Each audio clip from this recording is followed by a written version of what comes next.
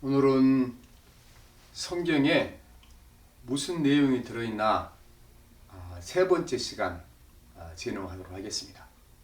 먼저 우리 복습을 좀 하도록 하겠습니다.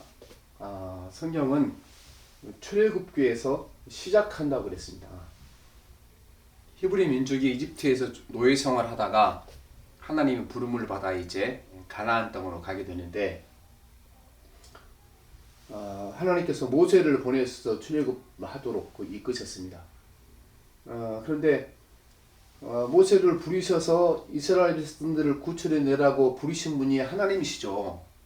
그러면 모세를 부르셔서 이스라엘 백성들을 가나안 땅으로 가라 명령하시면 하나님이시면 하나님은 그분이 누구신가 알아야 될 것 아니겠습니까? 그래서 이스라엘 백성들에게 하나님이 누구신가를 알려주기 위해 창세기가 필요한 겁니다. 그래서 창세기는 하나님이 천지를 창조하신 분이다 말씀하시는 거죠. 그러니까 창세기는 세상이 어떻게 생기게 됐나 그 과학적인 지식을 알려주는 책이 아니고 초점이 하나님께 있죠.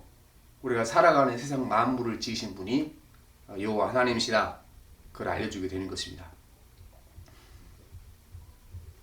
그리고 이제 이스라엘 백성들이 지금 이집트에서 노예 생활하면서 고통스럽게 살아가잖아요. 인간이 왜 이렇게 고통스러운 삶을 살 수밖에 없게 되었는가를 설명하기 위해서 하나님이 창조하신 인간이 하나님께 대하여 반역하고 죄를 지어서 그 죄에 대한 그 징벌로 인간이 고통스러운 삶을 살게 됐다 말씀하시죠.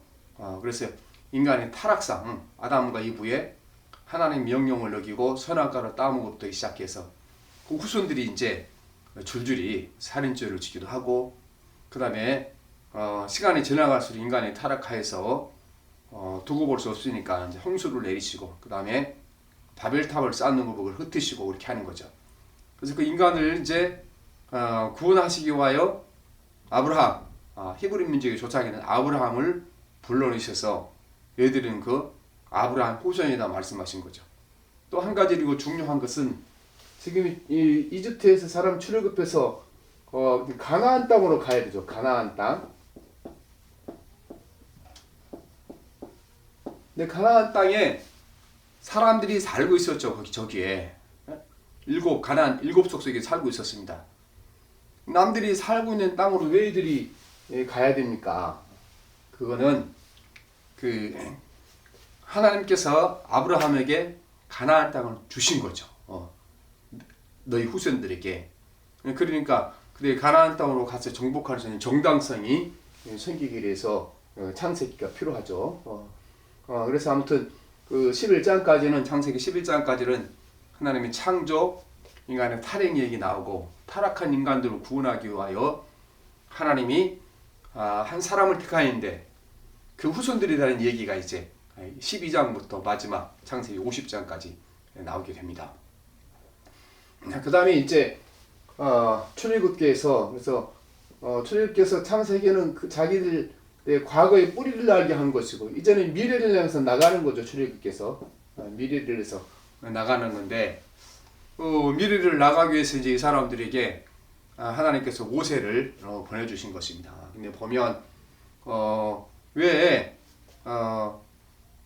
하나님께서 이집트는 왕을 바로라 그랬으니까 명칭을 바로의 마음을 강팍하게 만들어서 이스라엘 백성들을 즉시 내버려두지 않고 자꾸 이렇게 모세와 협상 과정하고 협상을 늘 반복하는 거죠. 왜 이렇게 하나님께서 이스라엘 백성들에게 고통스럽게 빨리 내버리지 않고 바로가 그렇게 마음을 강팍하게 했는가? 그때 그부터 이스라엘 백성들이 하나님이 천지를 창조하던 얘기는 들었지만 실감으로 느끼지 못했잖아요. 그래서 천지를 창조하신 하나님이 그들을 체험하도록 그렇게 한 겁니다. 10가지 재앙을 통한 이스라엘 백성들은 천지를 창조하신 하나님이 지금 자기들과 함께 계신 하나님이고 지금도 살아계신다. 그걸 체험하기 위하여 이집트 백성들에게 10가지 재앙을 내리게 하시고 또 마지막에는 이제 출애굽하는 과정을 통하여 홍해가 갈라지는 기적을 통하여 그 창조의 능력, 여전히 지금도 살아계신 창조주 하나님을 그들이 발견하고 깨닫게 하신 것입니다. 그리고 출애굽기 후반부에서는 두 가지 있다 그랬죠. 십계명을 중심을 한 율법이 있고, 그 다음에 출애굽기 뒷부분 대부분은 이제 성막에 관한 설계도, 그리고 성막을 설계도대로 이스라엘 백성들이 지었다, 그 얘기를 하고 있는 것입니다. 그 다음에 이제 오늘은 세 번째 시간 레위기로 이렇게 넘어가 되죠. 레위기로 넘어가 있는데 이제 레위기는 아마 이 레위지파주에서 대제사장이 나오고 제사일을 감당하기 때문에 주로 이 법이 제사에 관한 법이기 때문에 레위기로 이렇게 이름이 붙여진 그런 책입니다. 출애굽한 이스라엘 백성들에게 두 가지를 주었죠. 두 가지 율법과 이제 성막 주셨죠. 성막 주셨는데 이 두 가지 항상 같이 가는 거죠. 성막은 하나님 임재를 경험하는 것이고, 율법은 하나님의 백성을 지켜야 할 그런 법이고. 그런데 하나님 주신 법이라는 것이 하나님이 임재를 경험하지 못하면 율법을 지킬 수가 없게 되는 것이 임재를.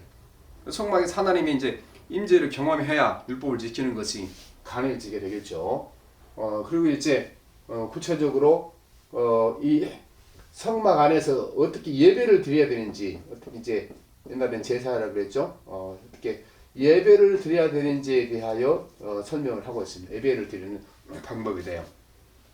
그러니까 다른 측면에서 설명하면 이제 구원받은 이스라엘 백성들이 앞으로 하나님을 임재를 경험하며 살아가야 되는데, 임재의 경험은 어디서 오는 건가? 예배에서 오는 거잖아요. 그래서 어떻게 하나님께 예배와 제사를 드릴 건가에 대하여 제사 법칙을 레위기에서 가르쳐주고 있습니다. 그래서 이제 5가지 제사 법칙에 나오는데 지금 이렇게 자세한 걸 가르치는 것이 아니고 주로 간단하게 그 책에 무슨 내용이 있는가를 설명하니까 레위기가 그렇게 있는 것입니다.